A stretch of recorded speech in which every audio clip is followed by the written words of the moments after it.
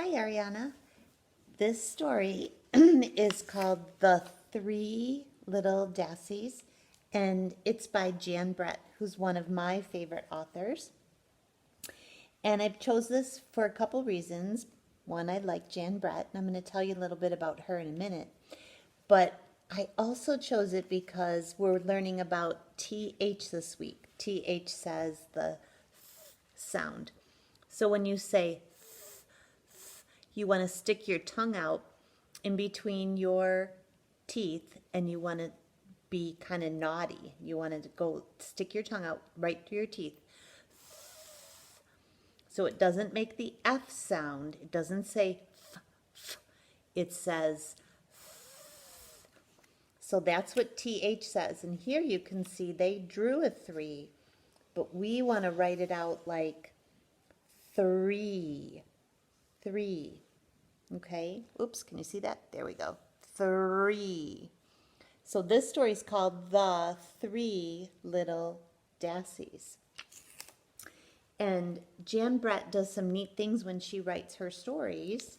She does 2 stories in one. So she does a side story, and then she does the main story in the middle. So the main story in the middle is what she's writing about. But on the sides, it kind of tells you about what's going to happen coming up and what's happening in the past. So here we see what's happening with these little Dassies. And it says, hot, hot, hot. The little Dassies were almost grown up, and it was time for them to find their own place. Mimby, Pimby, and Timby waved goodbye to Mommy, Daddy, aunties, uncles, and all their cousins and set out for the distant mountain. Come and visit us, they shouted. A place cooler, a place less crowded, a place safe from big eagles.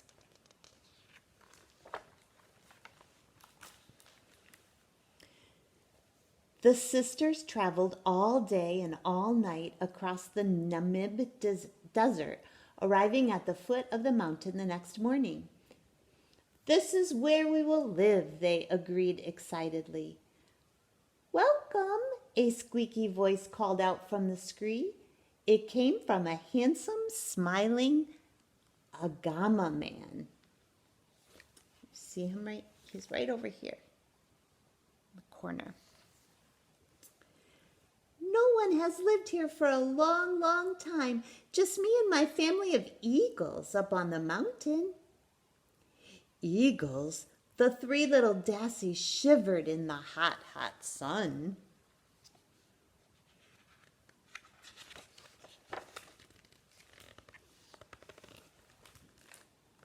There he is over here in the corner. Where would they build their houses? Mimby eyed the long grasses.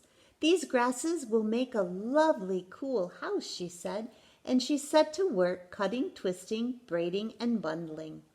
She finished in no time. Be near and dear, sisters, she said, crawling inside for a nap. And here's another sister. Pimby spotted pieces of driftwood, silver from the sun, lying in the sand of the dry riverbed. These will make a fine wooden house, she said, and she set about collecting as many pieces as she could find. When it was finished, she hung up a hammock and called out, Be near and dear, sisters, while I rest my eyes. Here's the next sister. Timby looked at the rocks around the mountain. I will make a stone house, she said, but it won't be as easy to build as one made of grasses or sticks. It's a story reminding you of another story. 3 little something building houses.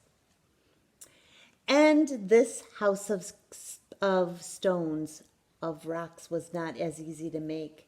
She had to work all day in the hot sun to get it finished in time to sleep in it that night. A Gama man had been watching them. He was busy and happy to see that they were staying on. He had missed having company. The three little Dassies slept late into the morning as the sun rose higher and higher in the sky. The big old eagle, who lived up in the mountains, stretched his wings and flew down to look for a meal for his hungry chicks. There he is.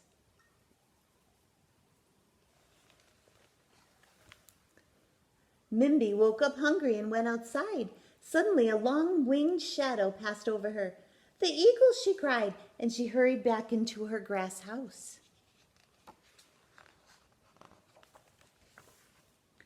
"I see you, Dassie," the eagle screeched and swooped down. "I'll flap and I'll clap and I'll blow your house in," he squawked, beating the air with his wings until the grass roof sailed off. The eagle grabbed Mimby and lifted her up, up, up to his nest.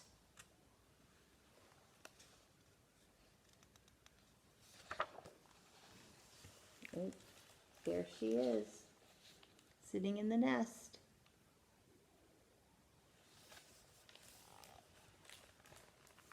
But the eagle was greedy. No sooner had he dropped Mimby into the nest than he spotted Pimby in front of her stick house far below.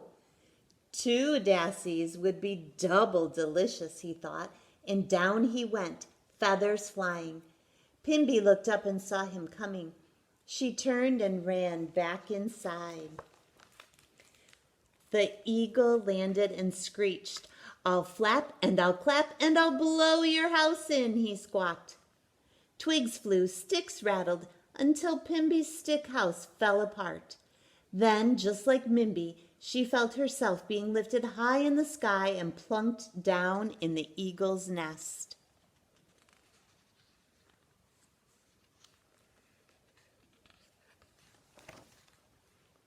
Timby looked out to call her sisters to come for breakfast of a tasty seed porridge.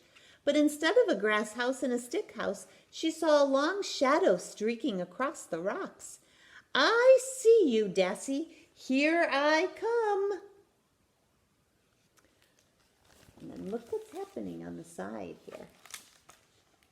Look who's sneaking up the mountain. And over here, into the nest.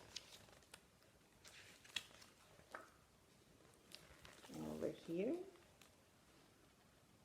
Ooh, what's happening over there? The eagle landed and shrieked, "I'll flap and I'll clap and I'll blow your house in." He flapped and clapped and beat his wings. Dust and sand blew everywhere, but the stone house didn't move. He tried again, flapping and clapping even harder. Dust and sand got in his eyes, but the stone house didn't budge. But look what's happening at the same time. When the dust settled, the stone house was still standing, but the eagle was coughing and sneezing. His wing feathers were bent and broken, and he was missing tail feathers.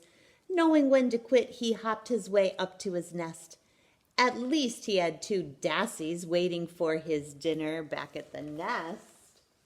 Or did he?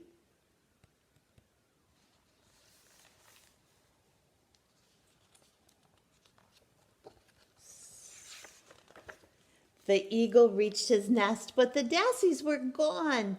He looked down and saw them at the bottom of the mountain, heading for the stone house. It was his last chance. He streaked down toward the open chimney. Inside, the 3 sisters hugged each other. "There's nothing like a stone house when there are eagles abundant," they cried. Just then the eagle tumbled down the chimney. "I'll flap and I'll clap and I'll..." A hot blast from the fire hit him. "Fly home for a nap," he squealed. As fast as he could, he squeezed back up the chimney and flew home, all black and singed from the smoky fire.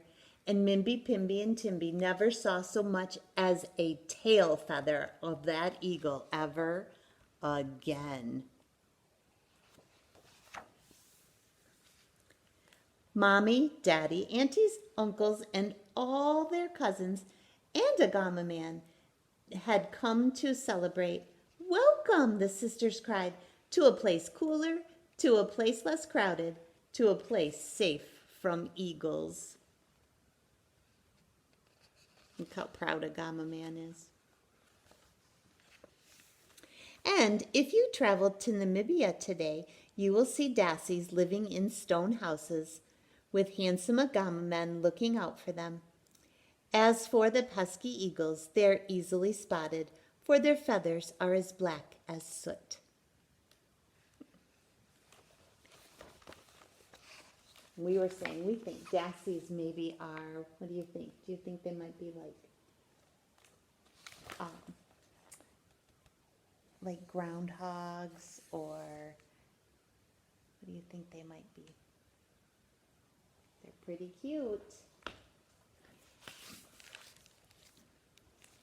So the three little Dassies, pretty much like the three little pigs, building their houses out of all those different materials, and the strongest house that was built, not a brick house, but a rock house in this story, right?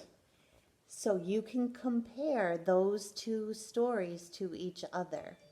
We can talk about which one is which story has which characters in it. So you've got these three characters in this story, but in the Three Little Pigs, of course, you have the other three little pigs that build their houses of straw and grass and bricks. And here we have what they built their houses out of. And where the story takes place is called the setting, and then how the story ends with the wolf as the bad guy in the other story. Okay? So hopefully you enjoyed this story, and maybe we can meet and we can talk about how they go together. Okay? All right, the Three Little Dassies.